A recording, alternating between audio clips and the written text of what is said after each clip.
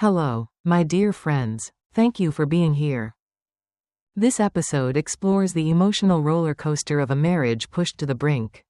A woman torn between habit and risk. And the devastating consequences of giving in to forbidden desires. As a true story of infidelity.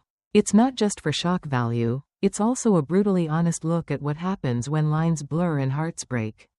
And share your thoughts below this video. He wanted me to share a bed with another man. Not just any man, an African American man. And not just share a bed with him, but allow my husband to watch. I'm Daniel, a 38-year-old married woman living in the suburbs of Houston, Texas. For nearly 15 years, I've shared my life with my husband, Josiah. We have crafted a serene existence. One that is steady, cozy, and secure, perhaps excessively cautious. Josiah works as a software engineer. Rational, serene, perpetually pondering. Since our daughter embarked on her college journey, I have embraced the role of a stay-at-home wife. Once, I stood before eager young minds in an elementary school. But as the silence enveloped my home, a part of me dimmed. The stillness opened a space for a shadowy presence, one I had long chosen to overlook. Longing. It began as playful banter. During their intimate conversations, Josiah would bring up various intriguing fantasies, threesomes, role-play, and even the notion of being a cuckold. I would arch an eyebrow, press my lips to his neck, and brush it off as trivial. Yet, as time passed, the tone began to evolve. The notion persisted, returning time and again. He began to utter names, painting vivid pictures with words. He began to speak of Wyatt. He mentioned that their paths crossed at the gym. Wyatt was said to be different, self-assured, commanding. Josiah remarked that observing Wyatt with his wife had transformed his perspective on intimacy. He remarked that Wyatt possessed abilities beyond his own. Perhaps I was meant to experience that as well. I inquired whether this was a matter of his perceived inadequacy. He declined. He claimed it was about liberating me, concerning the act of bestowing upon me something truly memorable, on the journey of releasing shame and embracing the essence of feeling. I found it hard to trust his words, until that fateful evening at the restaurant. He mentioned that Wyatt was upstairs, awaiting in the hotel suite. That he had previously conversed with him. That Wyatt had consented to accompany me. Josiah settled the account. I exited the restaurant, my body quaking with unease. Yet, I chose to follow him regardless. The ascent in the elevator seemed to stretch into eternity. I gazed into the depths of my reflection, captured within the confines of the mirrored walls. The lipstick is flawless, curls in the hair. Gaze expansive and filled with trepidation. My heart implored me to flee. My thighs pleaded for me to remain. Before Josiah's knuckles could make contact with the door, it swung open. Wyatt stood there, bare-chested, clad in black joggers. His chest was expansive, sculpted, and adorned with intricate tattoos. He gazed into my eyes with a smile that suggested he had already claimed me as his own. He remained silent. I simply took a step back and allowed you to enter. The air was thick with the mingling scents of cologne and sweat. Lower the lights. Chilled champagne awaits. A solitary bed. Josiah settled into the corner armchair. Silence enveloping him. He gazed, brimming with excitement. Wyatt approached me, his hand resting lightly on my hip, and leaned in close to whisper, "If you want me to stop, just say the word. Otherwise, you belong to me this evening.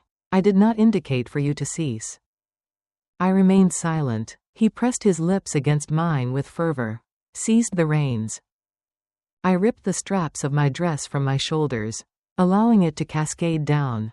In mere moments, I found myself exposed before him. His hands were steady, resolute.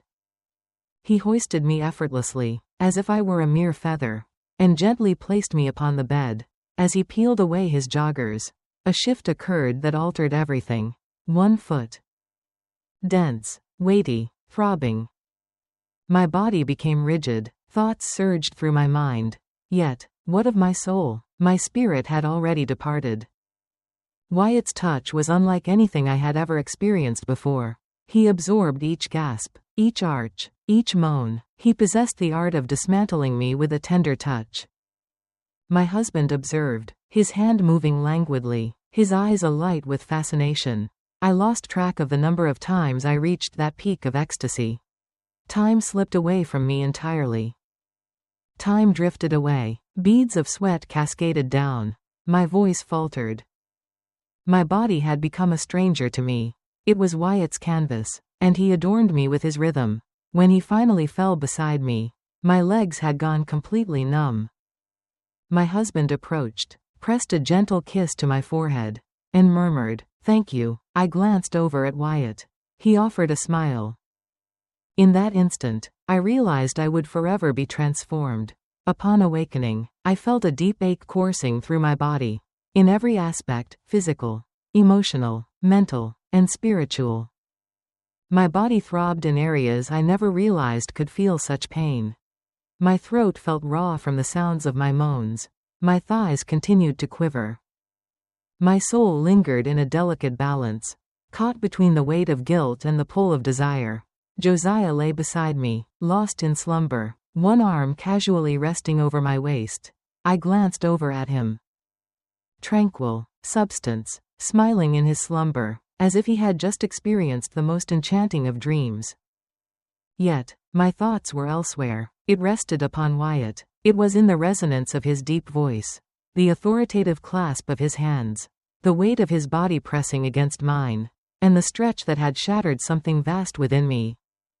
He had struck a chord within me that I had never realized was there. At this moment, it lingered in my mind, impossible to erase. I had no desire to.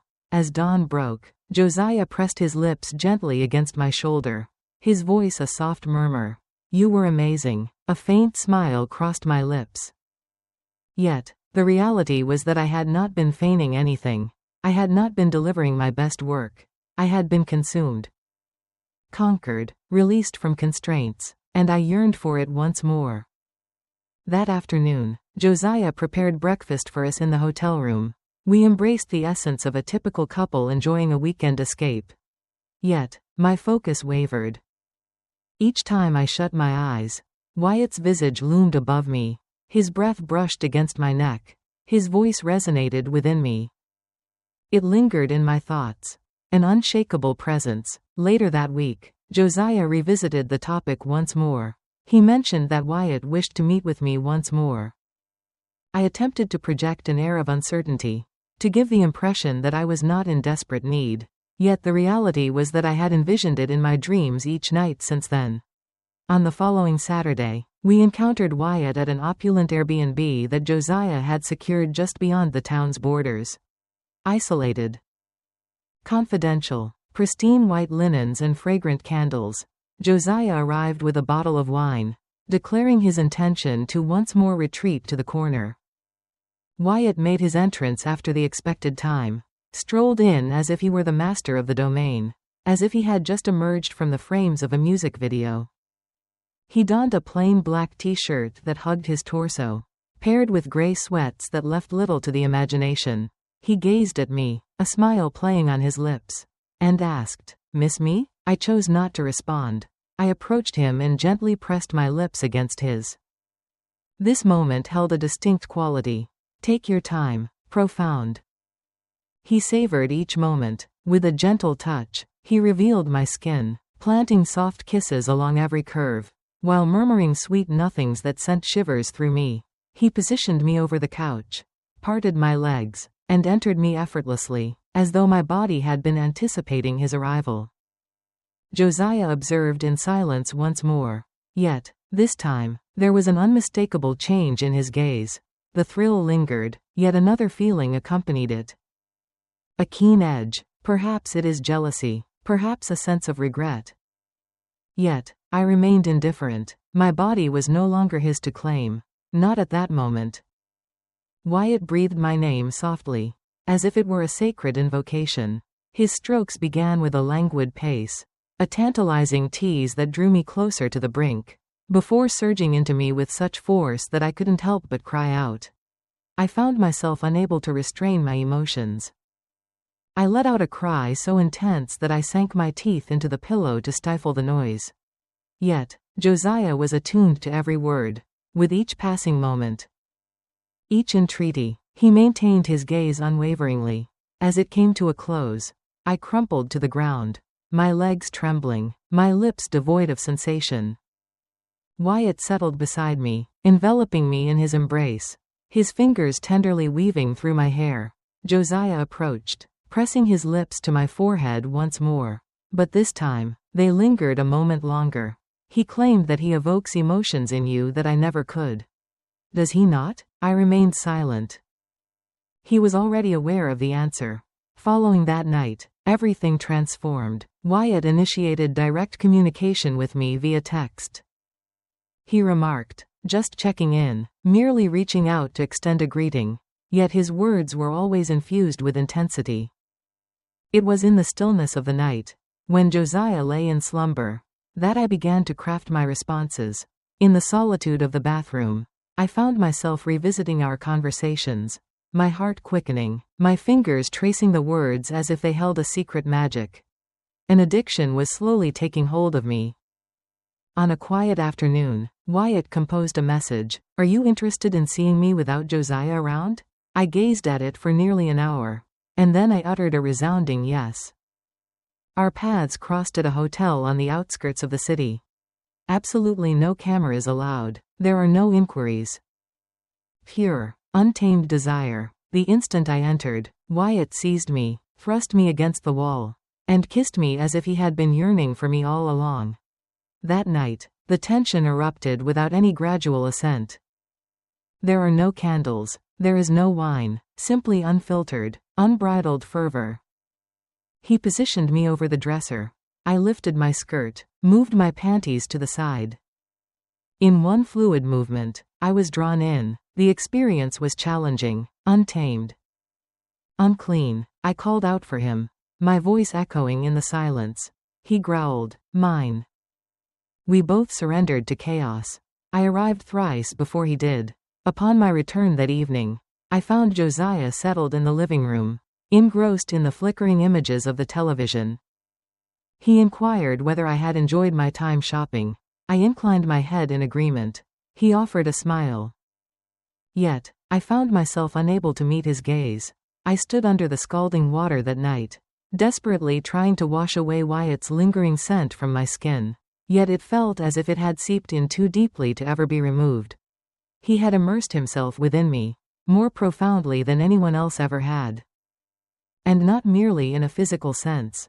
With deep feeling, Josiah began to observe. My attention wandered during meals.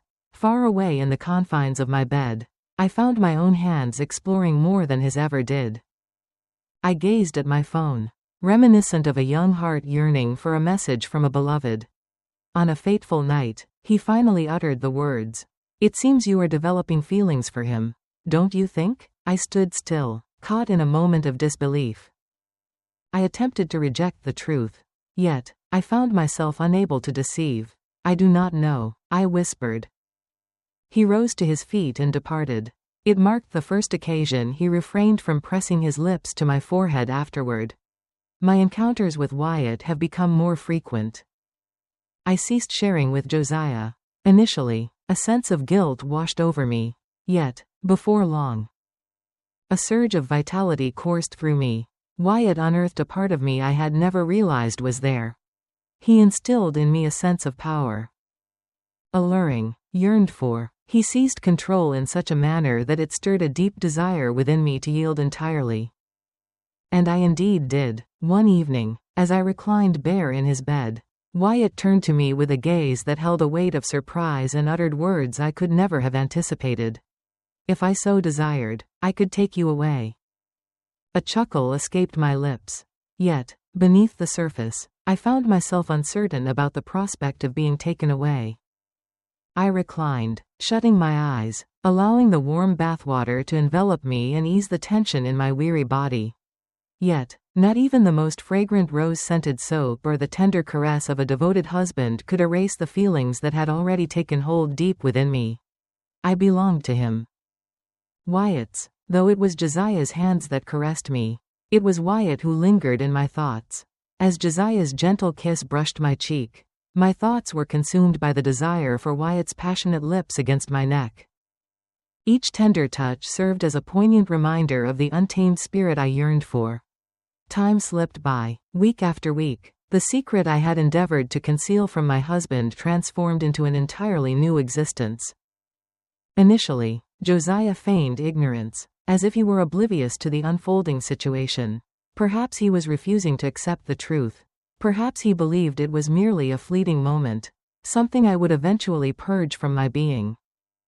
Yet I refrained. I delved further. Wyatt began reaching out to me during the late hours of the night.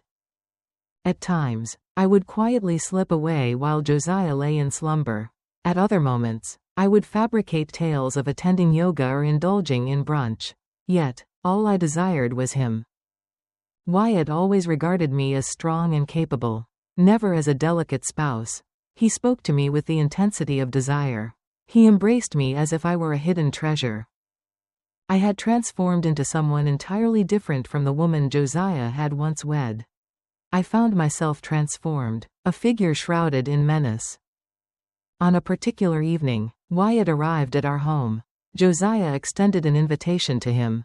My breath caught in my throat at the sight of him standing in the doorway. Josiah uncorked a bottle of wine, performed melodies. I invited Wyatt to take a seat and settle in comfortably. My hands quivered as I filled the glass with wine. I was aware of the unfolding events. Josiah remained firmly in command.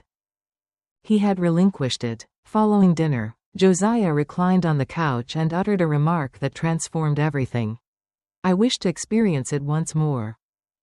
Yet, on this occasion, I am curious to discover the lengths you will traverse. His voice carried a serene quality. Chilly, a man sits engrossed in the game, oblivious to the quiet storm brewing as his wife prepares to betray him beneath their shared roof. I cast my gaze upon Wyatt. He rose to his feet, strolled across. He gently took the glass from my hand and placed it down with care. In silence, he grasped my hand and led me toward the stairs. I cast my gaze behind me. Josiah inclined his head in acknowledgement. That night was the most exhilarating of them all. Wyatt unleashed his thoughts without restraint. He took advantage of me. I tested the boundaries of my capabilities. They hurled names at me that I never imagined would elicit a response. Yet, I did. Accompanied by soft, lingering sounds of pleasure, through soft whimpers, with each delicate measure of surrender. Josiah reclined in the chair across the room, savoring his wine as if he were a spectator at the cinema. His gaze was devoid of expression.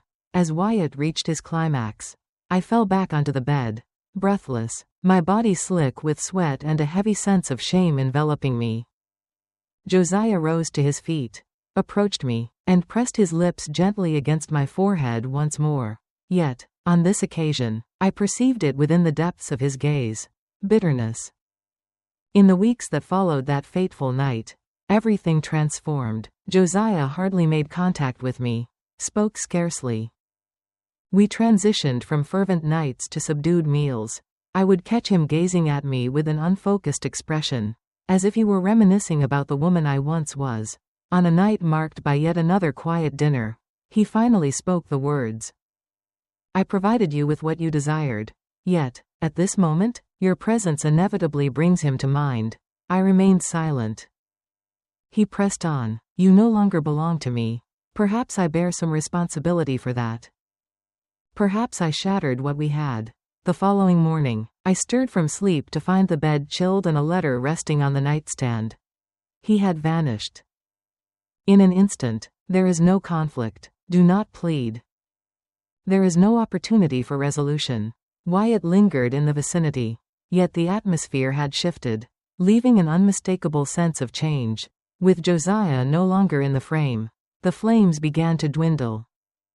The mystery, the excitement, had vanished completely, and I began to perceive reality in its true form. Wyatt had never desired a relationship. He always longed to leave. He relished the power, the forbidden. The match, and when the final whistle blew, so too did his journey come to an end. He ceased all communication through text. Ceased all communication. And just like that, it happened. Solitude enveloped me. Without a husband, without a lover, only silence. And recollections. It is a common inquiry that comes my way. Do I harbor any regrets about it? At times, I find myself uttering the word no.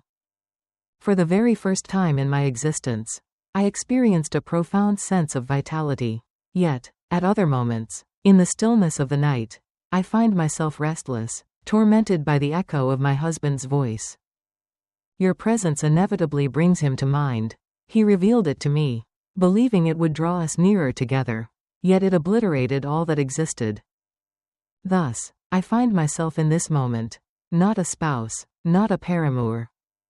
Merely a woman, who soared too near the flames, and incinerated all in the wake of it. Thank you for journeying this far. This narrative is intended solely for discerning audiences. Share your thoughts in the comments. Was Josiah in the wrong for sharing me initially? Have I perhaps crossed a line? Your insights ignite this channel. Your comments, your shares, your support, they pulse with life in this realm. Until the next revelation, remain authentic, remain unrefined. Always remember the cost of stepping beyond the boundaries.